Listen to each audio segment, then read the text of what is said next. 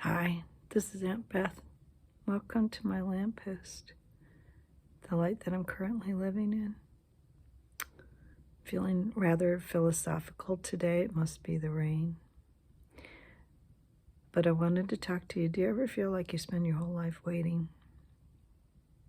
Me too. But that is, I think, a problem with the Lord.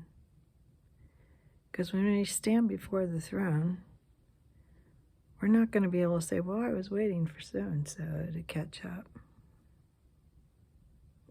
In a lot of ways, our life, we own our own life. We're going to stand before the throne based on the decisions that we made. So I'm starting to think about no more pokey puppies in my life. And that's this child's story.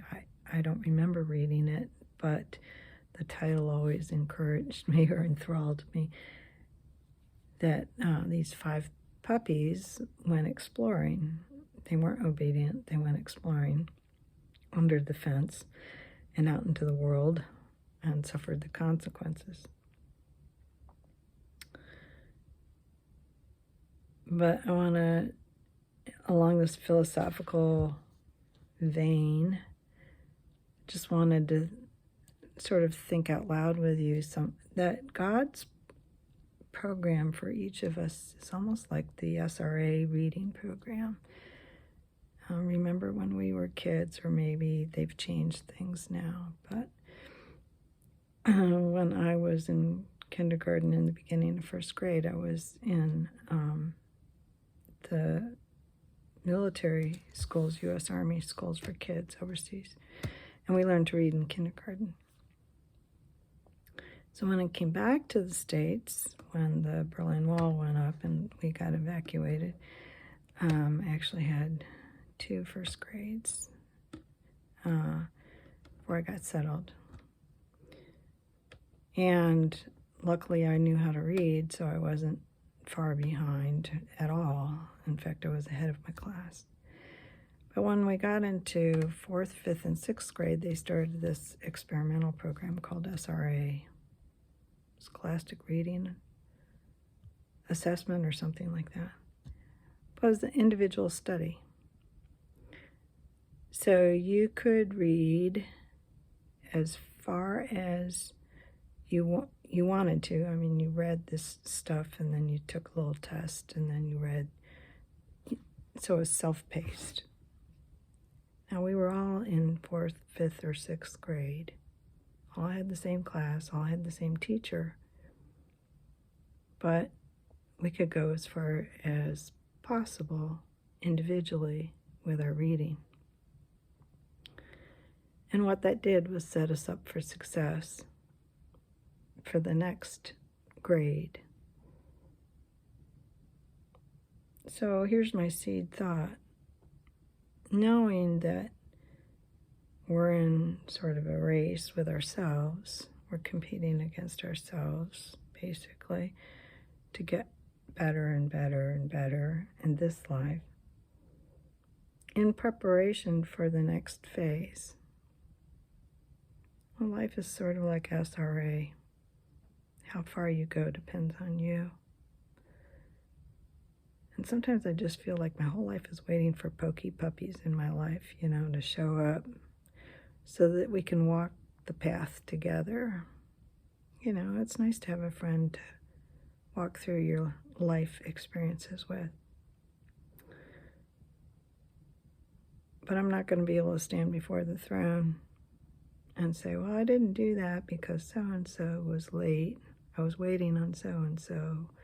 I didn't do that. I didn't do this because I was waiting on so-and-so. That excuse is not going to fly. No excuses on the throne. God loves us, but how far we go and how much we prepare for the next phase of our eternity is totally dependent on us. So I'm kind of promising myself I'm not going to wait for any more pokey puppies in my life. I was thinking of that, and I was going to read to you a poem by Robert Frost. And I think people know the last lines of the poem. So I'll start with that, and then I'll read the whole poem because I think it's interesting. And it's called The Road Not Taken. The last lines say, 2 roads diverged in a wood, and I took the one less traveled by, and that has made all the difference. But let's talk about the beginning. 2 roads diverged in a yellow wood, and sorry I could not travel both, and be one traveler long I stood, and looked down one as far I could to where it bent in the undergrowth. Then took the other as just as fair, and having perhaps the better claim, because it was grassy and wanted wear, though as for that, the passing there had worn them really about the same. And both that morning equally lay, in leaves no step had trodden black. Oh, I kept the first for another day, yet knowing how way leads on to way, I doubted I would ever come back. I shall be telling this with a sigh, somewhere ages and ages hence.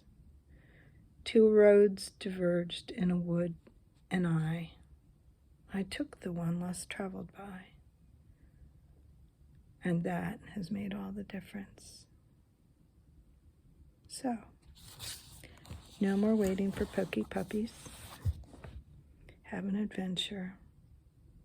Take the road less traveled by. I hope this encourages you